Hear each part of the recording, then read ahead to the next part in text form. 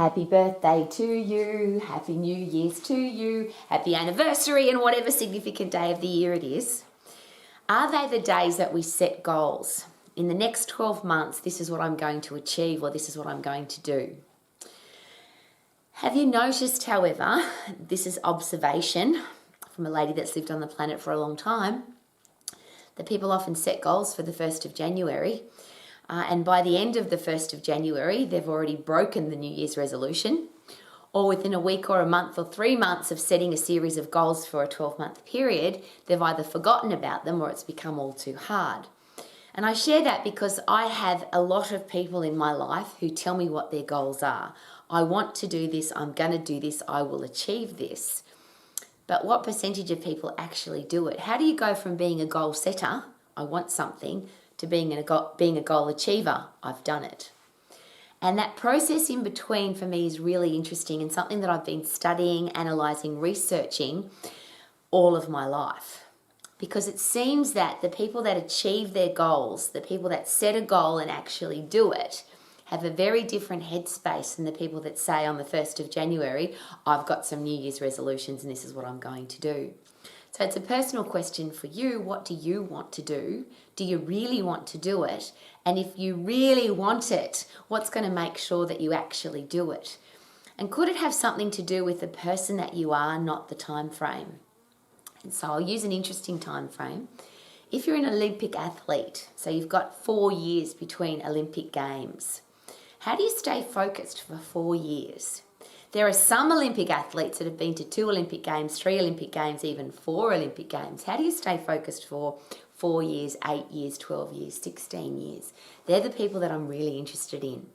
How do you understand? I want to understand the world champions that become multiple world champions year after year after year, 6 times, 7 times, 10 times. What's that headspace? And is it possible that it's not about the time frame? I'm not setting a goal to achieve something in a time frame. I've set a goal and I'm going to do it. And there's an interesting headspace. Not if I don't achieve it within 12 months and I give up, or if I don't stick to my plan within a week or a month of me setting my goal, I give up. It's I've set the goal and I'm not going to give up until I achieve. I'm not stopping till I'm finished. And there's a whole different headspace there. Is that possible? If you're a parent, a teacher, a coach, a boss, a leader, you are responsible for, or people need your help to achieve their goals, or you are wanting to help people achieve their goals, is it possible that we need to focus more on the person that we need to become to achieve the goal rather than the time frame? Now, I get that a lot of goal setting is wrapped around time frames, and most people that achieve their goals have a very specific time frame, and I'll rephrase that. If I say, and I'll use an example, I had 2 women come to see me, both of them on the same day. We had an initial chat and I was going to be their personal exercise coach. And one lady said to me that her goal was to lose weight. And I asked her specifically, what's your time frame? And she said to me, eventually, maybe, hopefully, I'll lose a few pounds. The other lady said very specifically, at 7:30 on the 24th of December this year, I'm going to walk into the Christmas party and I'm not going to be the fat chick anymore. And that was her quote, not mine. Is it possible that the person with a very specific time frame, with a very specific visualization, is more likely to achieve their goal? And of course the answer is yes, because your brain will do exactly what you tell it to do. Your brain will do what you focus on. But what kind of person stays focused for 4 years, 12 years, 16 years? What kind of person is a world champion multiple times over? What kind of person sets a goal, and even though there's challenges and problems and people pulling them down and negativity and gossip and terrible things happen in the world or terrible things happen to them, they never give up? And that's the really interesting question for me, and it was a beautiful gift that was given me a very long time ago. Rowie, who are you? And this is the exercise. I was 18 years of age. I went to a leadership and management conference and I thought I was going to get taught how to run health clubs. I had applied for a position in a health club to be the manager. I didn't have any experience and I was 18. They wanted somebody with experience over the age of 30. But they gave me the opportunity anyway and then sent me to this program. And at the program, I thought I would learn about business. What I learnt about was who I had to become to be able to run a great business. What kind of person stays focused, motivated, committed, regardless of what's going on. Because most people will stick to their goals list or stick to the time frame, or they'll keep going if it's easy.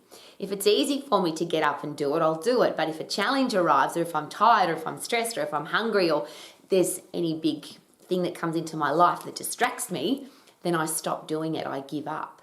Well, what kind of person doesn't give up? And that was the question. Rowie, who are you? If you're going to be the person that runs successful health clubs, if you're going to be the person that has a successful life, and I always use those 4 areas of life. How do I stay healthy, fit and strong for my entire life? How do I have a career or business that I love? How do I do what I'm passionate about for my entire life?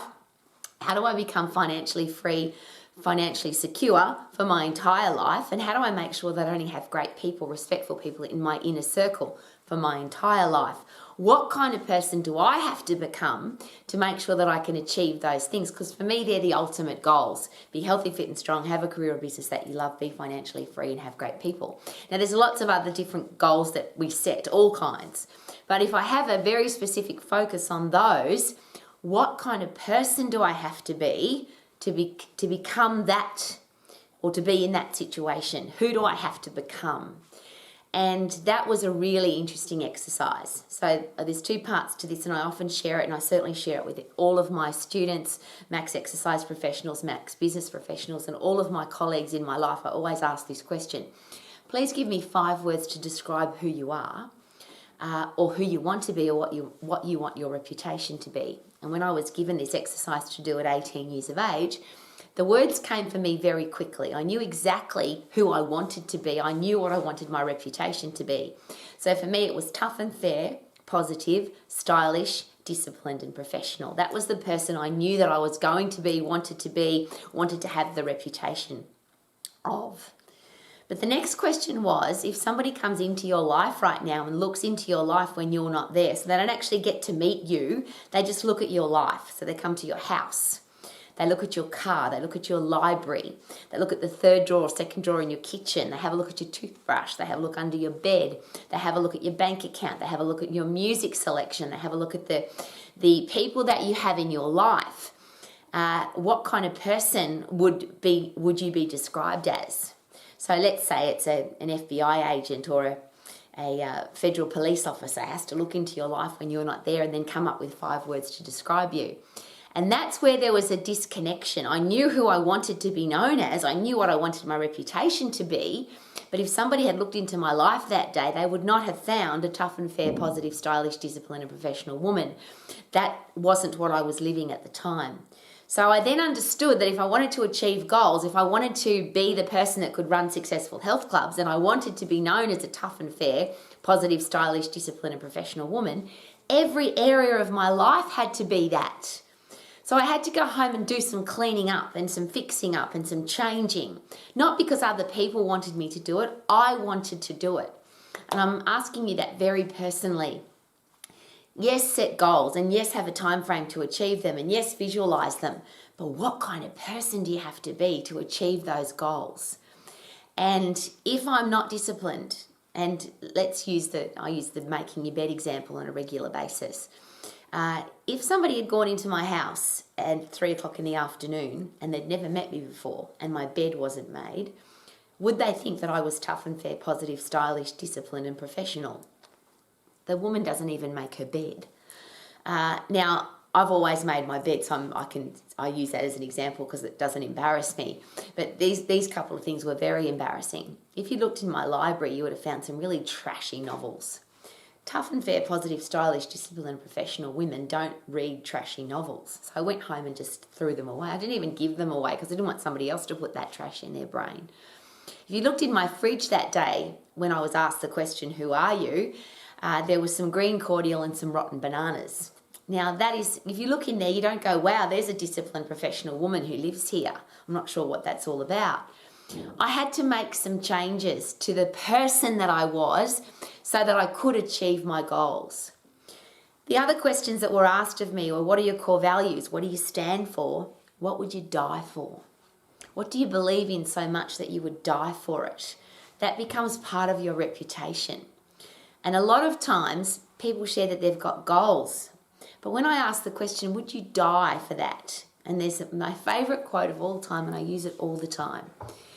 I'm going to climb my mountain. You'll see me waving at the top or dead on the side, but I'm not coming back. I will do it or die. Is it possible that the world gets the hell out of your way when you have a reputation like that, when you have an attitude like that, when you have character like that? Because a lot of people have a goal, as I shared, until it gets tough, until they get tired, until it's all too hard, and then they give up. And I deal with that every day. People who give up because they're tired or it's tough or they think it's hard. Well, what kind of person keeps going regardless? And the people that go to 4 Olympic Games, the people that win multiple world championships, the people that have great family relationships and they would never sacrifice the family relationship, people who have a balanced life, which is those 4 things I always talk about. They would never sacrifice their health and fitness for their business. They would never sacrifice their business for their health and fitness. They would never sacrifice their family for their health and fitness. They are just people who have a focus on every area of their life. I'm going to be healthy, fit and strong for the rest of my life, and I'm not going to negotiate that. I'm going to have a career or business that I love, and I'm not going to negotiate that regardless of somebody comes along and offers me $1 billion to do something that I don't want to do. That is not who I am. I'm not going to sacrifice my life. I'm going to have financial freedom so that money's not controlling my life. I'll put it that way. A lot of people, they think that money's going to make them happy, and then they get money and they're not happy. Is it possible that money is all about having freedom and choice so that money's not controlling your life? You can do all the things that you want to do because you have the financial freedom to do it. And I'll ask the question again, what kind of person do you have to be to make those things happen? The last one is really important, the relationship part, because we often talk about the kind of people that we want to have in our lives. But I learned a very long time ago that it's not about the kind of people that I want to attract. It's about, am I the person that is attractive? If I want to have a funny person in my life who makes me laugh, I have to have a sense of humour. If I want to have a wealthy person in my life, a lot of people say, oh, I'd love to meet somebody that's got money. Well, why would somebody that's wealthy be attracted to somebody that's broke and want to invest time with them and spend time with them to brainstorm the changing the world or adding value to the world or just working hard? Because it seems to be a connection between working really hard and adding value to the world and having financial freedom. I have to be the person that is attractive. My father said to me as a very young girl, and I'll never forget this because he taught me a lot of things by me observing, but these were 2 things that he said to me constantly. Said to me, Rowie, when you find the right person to put into your life long term, it will be because they are funny and they are intelligent. And his definition of intelligence was probably a bit different to most. His definition was they have common sense and logic. When you invest time with somebody long term, they have to be funny because laughter is everything. A sense of humour is everything. And if you've got a sense of humour, you can deal with everything. And if somebody has common sense and logic, they won't be stupid people. They won't do stupid things. They'll make wise decisions.